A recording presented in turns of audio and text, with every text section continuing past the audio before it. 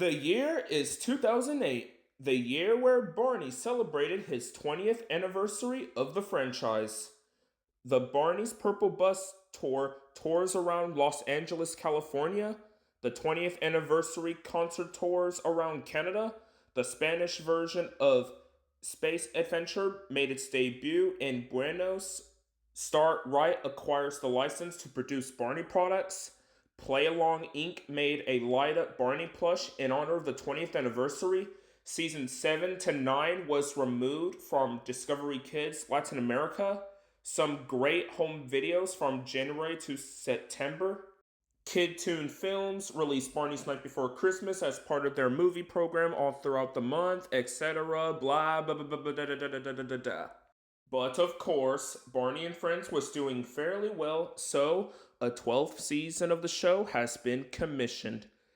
This is the first season where WNET New York became the producing station for Barney, the first season to be closed captioned, the final season to be distributed by Discovery Kids in Latin, and of course, the final time where season 12 was filmed in 4:3 and standard definition. Will the season be good or will be subpar to the previous season? Let's find out. Cue the intro. Barney comes to play with us whenever we may need him. Barney can be your friend too if you just make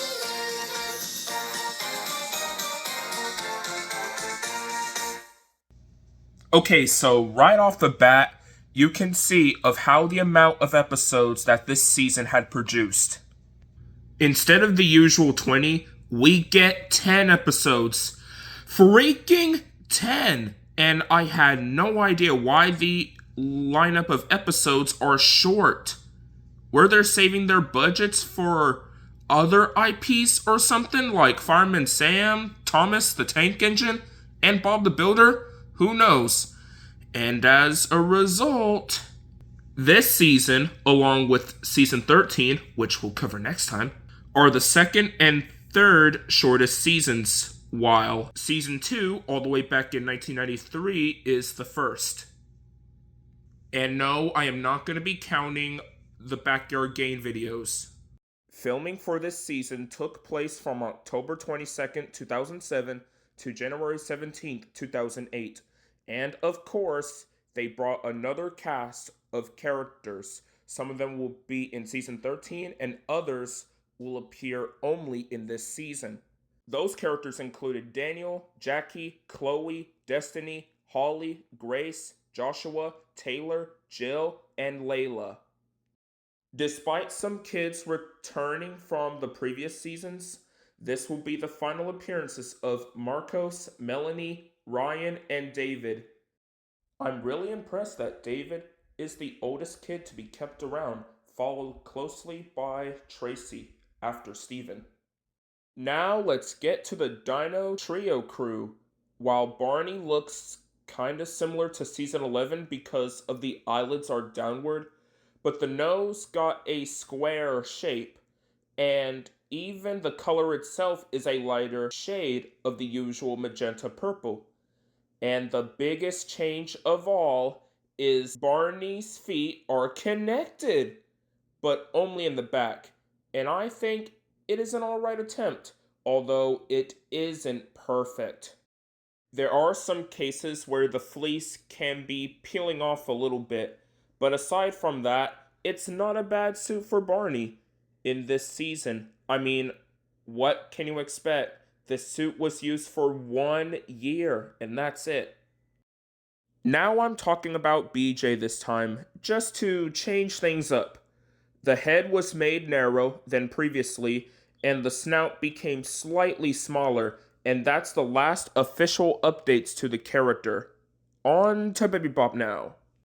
While the design remained largely the same, but the costume had a darker greenish hue, and the ears are much thinner than usual, and this is the final usage of this design of Baby Bop.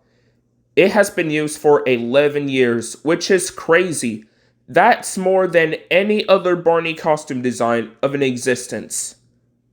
Anyway, this was Jeff Ayres' final time performing the character. before he would take turns to perform riff, and it is the only season to feature Jennifer Kendall as Baby Bop's costume performer. She has been doing some live shows, such as Barney's Colorful World Live, for instance, and now she gets to appear in the TV series for 5 episodes and 2 home videos. Lastly, let's talk about Riff. After that, he's a bit shorter. He now becomes taller than Baby Bop when Jeff Ayers performed the character in 3 home videos and 3 episodes. And then after that, Gerard Harris took the role as the character, performing him in 4 episodes, 4 home videos, and even performing him in season 13, which we'll cover the season next time. He will also perform BJ in 3 home videos after performing him in 2 live shows in the past. For the first time since season 9, they went back to the original half-hour format, just as the show should be. This is also the first time since season 8 that the Barney Says segments returned once again. But it was the very last usage of it, unfortunately. I am very disappointed that those segments are not released onto home media. Only one recording exists, while the rest are uploaded years later, but they're recorded in front of a TV, leaving those PBS recordings obscure and hard to come by. Our friend Barney, if you're watching this, please, I beg of you, make multiple sources of the hit era episodes. You can simply take the episode source from a DVD release and then smash together with the already existing recording. Or better yet, the folks at Mattel or 9 Story could have made a box set out of them by using the masters from PBS Kids and contain those segments. I have said this in comments before, but this triggers and infuriates me. Not only that the season got back to its original format, just like the first 9 seasons, but it continues to use the educational themes tailored for toddlers, and some others continue the social, emotional curriculum from the previous, which again is outside of its target audience. The season is focused on the theme of adventures, hence why in every episode of the season has Barney comes to life before the Let's Go song pops up. While the song is catchy, it can get tired and repetitive after a while. This is the final time that Barney sings the famous I Love You song all by himself, and instead of the kids hugging their friends and families, we got flashbacks shown in each episode of the season. Anyway, on to the episodes. This season surprisingly had a lot of good episodes. Others are decent, others are good, or just great. So I'll start off with the few decent ones. Riff to the Rescue, a Wild West adventure, is a decent episode of Riff being doubtful of his abilities of being a team captain for the baseball team. That is until Barney tells him of the story about his great-grandfather, Riffle, and the sheriff gives him his badge for being the next sheriff to deal with Bossy Bop. Riffle didn't know what to do until Barney suggests that he would simply talk to her, and then Bossy Bop challenged him to a singing contest, but Riffle declares that he doesn't want to challenge her, and explains that singing isn't what it makes a good song when it's sung with a friend, and that's a good lesson to teach the kids. Also, what the heck is up with those hilarious zoom ins on Bossy Bop?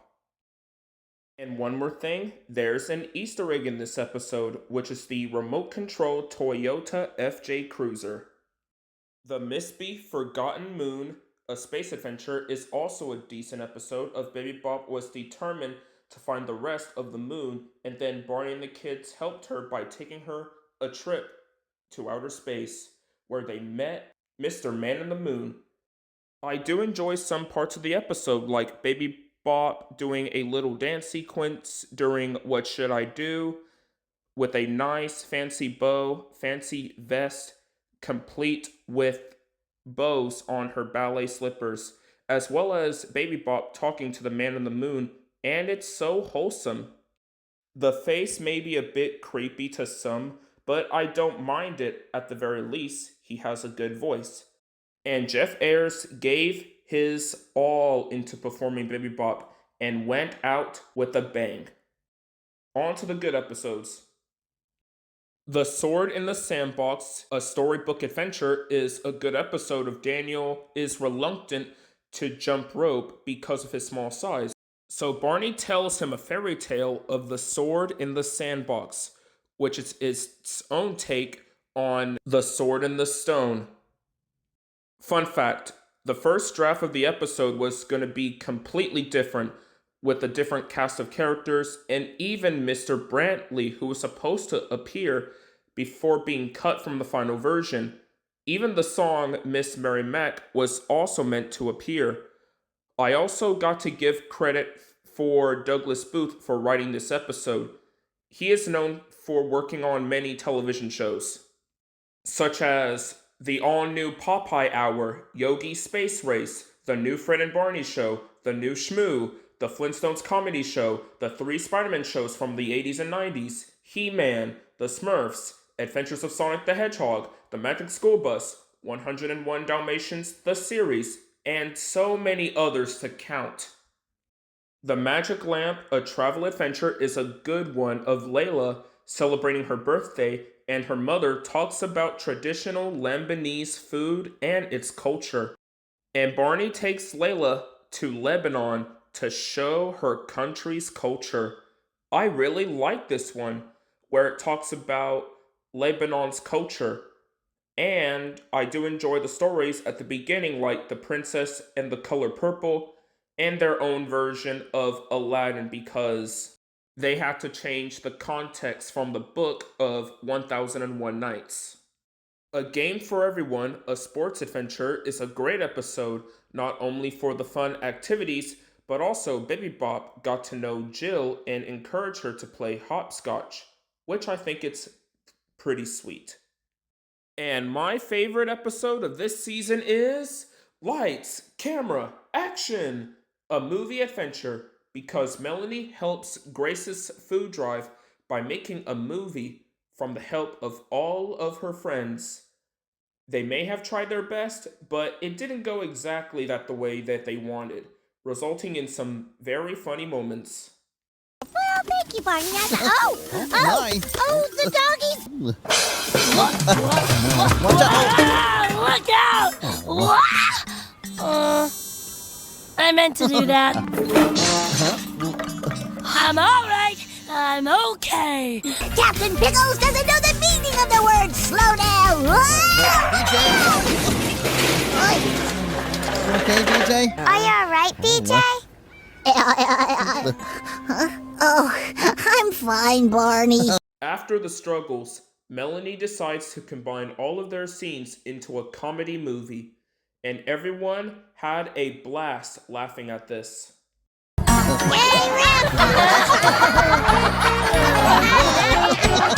The reason why that this episode sticks out to me is that this episode inspired me to make YouTube videos in the first place, and that's why I consider this episode to be my favorite of Season 12. Barney and Friends Season 12 ran from September 15th to September 26, 2008, and of course, 9 episodes of the season can be found onto some home media releases, and even a compilation DVD, which was Jump Into Spring. And once again, you can also find this season onto some streaming services such as Amazon Prime Video, FilmRise, Tubu, and the Roku channel. So in conclusion, what are my thoughts on Season 12? Well, my thoughts on this season is pretty good. It's a pretty good season. It's nice that they went back to the original half-hour format. The episodes are good to watch. The characters are handled quite well, and the music is great. But because that the Barney the Dinosaur YouTube channel relies on the stretched up 16:9 aspect ratio, I'll have to give this season a 9 out of 10. Well, that's a wrap on today's video, folks. I hope you enjoy it. Make sure to like, comment, share, and subscribe, and let me know what are your thoughts on Season 12. I cannot believe that we're getting close to the end of the series, and we have 2 seasons left to cover, so next time, we're going to be taking a look at Season 13. This is Draven Edwards, and I'll see you next time. Keep the Barney legacy alive. Take care, everyone.